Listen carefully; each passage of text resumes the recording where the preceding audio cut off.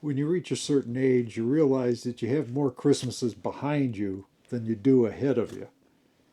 I'm hoping for many more, but this year I found myself looking back on the 75 that I've already lived. From a neighborhood in Detroit to the South China Sea to a cabin off grid in the Upper Peninsula of Michigan to the mountains of North Carolina.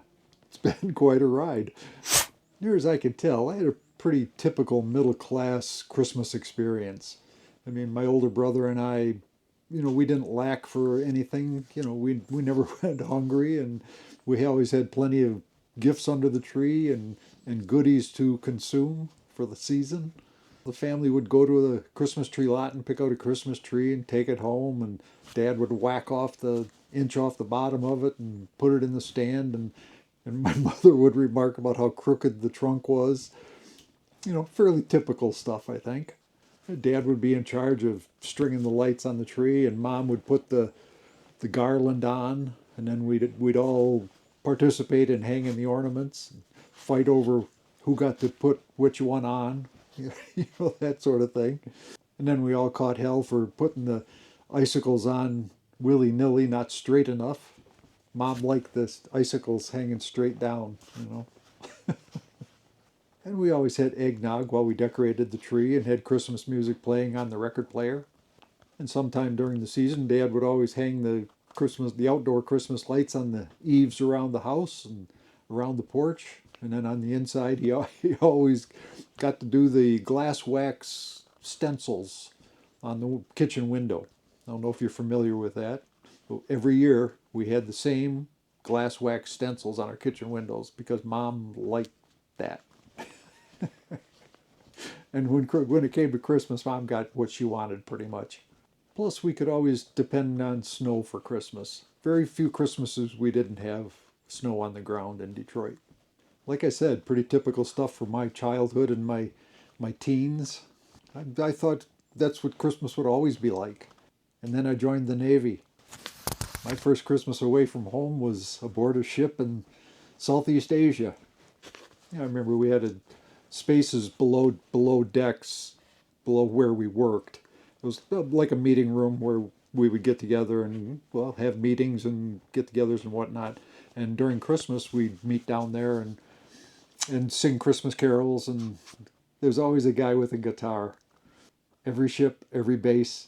And to be honest, I never really got homesick because it really didn't feel like Christmas. It didn't feel like the Christmas that I was used to. And the next December, I was lucky enough to be home on leave for Christmas. Got my leave in the middle of December and extended a little bit, so I was home the end of December. And after my leave, I headed for Spain for my next duty station. And that's where my son was born. What I really remember about Christmas in Spain is picking out the Christmas tree. Went to it wasn't really a Christmas tree lot, it was an area where trees were growing. And they were actually some sort of a cedar tree. I don't know exactly what kind it was. But you'd pick out a tree and they would cut off the top of it for your Christmas tree, which was kind of strange. It was like, yeah, that one looks good. Give me 5 feet off the top. It was weird. But that was our Christmas tree in Spain. Anyway, thanks to the reduction in forces program, we called it early outs at that time. I was able to get out of the service about a month early and be home again for Christmas in 1971.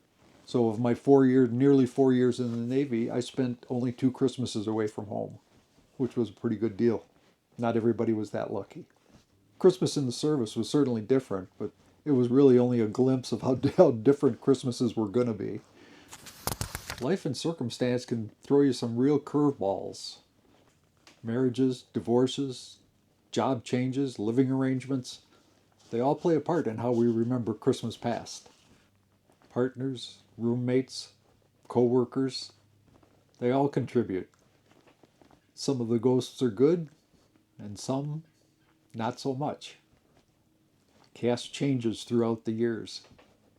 I've spent a few Christmases alone. They might not be my favorites, but they played a part in my memories. And being alone is not necessarily a sad thing for me. I never had a problem with being alone. There was a time at Christmas I'd hang a couple ornaments on a big plant I had in the living room and call it good. And it was.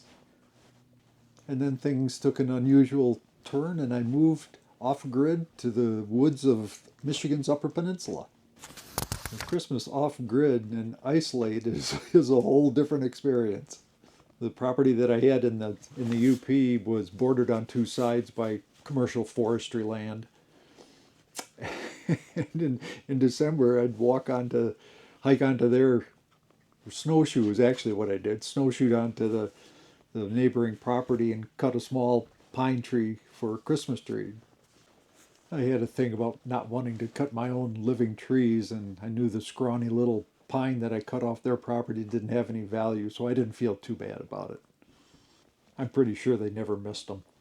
Solitude of the woods, the crackling of the fire in the fireplace could have been from any time in the past couple centuries. That's a pretty cool thing to me. And there's something pretty cool about Christmas morning in the woods, knowing that you're already snowed in for the winter. And after all the different versions of Christmas I'd already experienced, life surprised me one more time. Moving back to civilization to spend my folks' last few years with them brought me full circle. Then I met Kathy and added a whole new dimension to the Christmas story. After a few years in northern Wisconsin, we found ourselves in the mountains of North Carolina. It was never in either of our plans, but here we are, spending our Christmases in southern Appalachia. Who would have guessed it? But it's home now, and we plan on being here for the duration. But who knows? And looking back on all the variations of Christmas in my past, the busy, the alone, the snowy, I'm grateful for every single one of them. I'm happy to have a variety of ghosts to remember. Do you have Christmas ghosts? Good or bad? I'd be happy if you shared them down in the comments. And if you don't celebrate Christmas, I'd be just as happy to hear your other ghost stories. Peace, joy, and Merry Christmas.